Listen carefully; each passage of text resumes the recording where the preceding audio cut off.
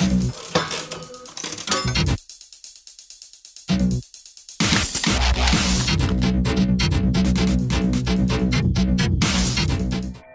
el capítulo anterior de Memorias de la Mecánica Naranja contamos cómo las Fuerzas Armadas cooptaron al gobierno civil de Alberto Fujimori.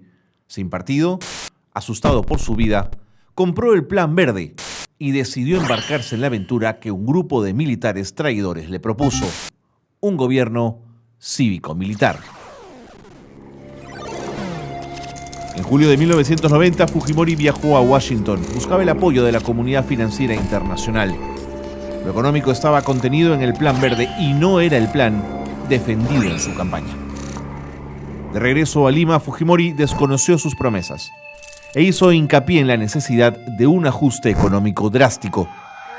En agosto, se aplicó el ajuste más feroz de nuestra historia. Aquello fue espantoso. Dejemos un instante lo económico para mirar ahora de cerca al Congreso de la República. Cambio 90, el partido de Fujimori no tenía mayoría. Era la tercera fuerza política después del Fredemo y del APRA. Por ello nunca le interesó cuidar el trabajo partidario. Su camino ya se lo había trazado: construir un gobierno oculto, usar el Plan Verde y la inteligencia civil y militar como arma de control político. Desde octubre de 1990, Fujimori no perdió ocasión para desacreditar a los poderes legislativo y judicial, tildándolos de corruptos e irresponsables. Su mayor crítica señalaba que el Congreso era obstruccionista. Hay evidencias que niegan tajantemente esta posibilidad.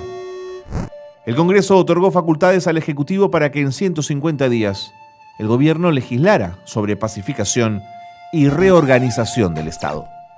Eran facultades amplias y mostraban el espíritu de colaboración del Parlamento. El gobierno usó las facultades legislativas para crear el marco legal encaminado a sostener el Plan Verde. Montesinos empezó a montar una red propia de espionaje en el ejército. Tejió su influencia en dominios que conocía a la perfección: el Poder Judicial y la Fiscalía. Lo increíble es que ya en ese momento, Montesinos se sentaba como representante personal de Fujimori en las reuniones con el ministro de Defensa y el Comando Conjunto. Los generales de alto rango descubrieron rápidamente que no tenían acceso directo al presidente. Debían dejar el mensaje con el doctor, quien se lo transmitiría. En 1991, Montesinos y Fujimori ya contaban con un socio en la Comandancia General del Ejército, el general Nicolás Hermosa Ríos, quien estuvo por años en el cargo.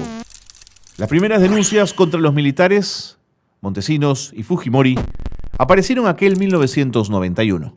Se mostraron documentos de las Fuerzas Armadas que indicaban el uso de la estrategia de eliminación selectiva de subversivos. Había denuncias de asesinatos cometidos por supuestos paramilitares, pero que eran oficiales en actividad, organizados en pelotones de operaciones especiales. El 5 de abril de 1992, Fujimori anunció al país la disolución de los poderes legislativo y judicial y la instalación del Gobierno de Emergencia y Reconstrucción Nacional. La Organización de Estados Americanos deploró el golpe. La Comunidad Europea y los Estados Unidos también. Se instó a Fujimori a restablecer las instituciones democráticas cuanto antes. El 71% de la población aprobó la disolución del Congreso y el 89% la reestructuración del Poder Judicial. Las instituciones financieras internacionales ni pestañaron con el golpe de Estado. Privilegiaron la reforma económica en marcha. El Banco Interamericano de Desarrollo siguió dando dinero al Perú. El Banco Mundial también, y el Fondo Monetario Internacional consideró que el gobierno peruano, al estar cumpliendo con la Carta de Intención de 1991, era merecedor de fondos adicionales.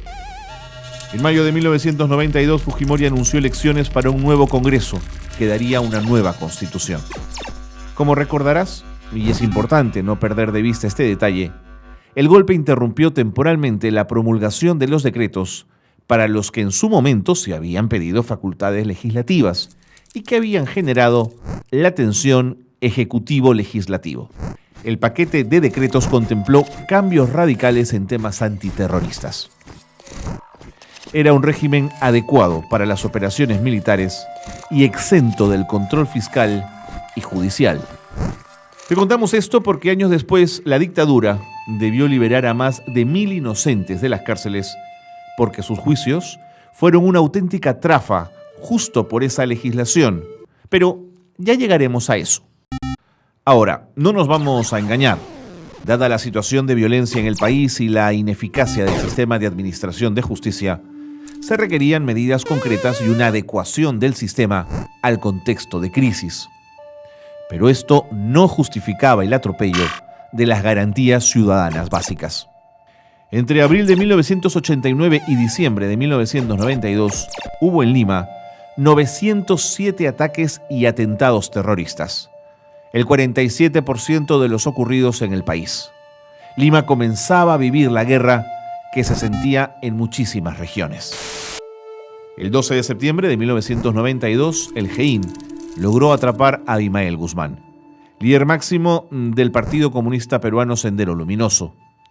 Este dato es central, pues el fujimorismo ha armado una leyenda según la cual su estrategia, la de los militares y el Plan Verde, fue la que acabó con Sendero y el MRTA. Esto ha sido y es una gran mentira. Pese al heroico trabajo de la policía en la captura del líder máximo de los asesinos de Sendero Luminoso, el gobierno no perdonó al GEIN la osadía de golpear sin previa consulta y propalando la noticia del éxito como propia.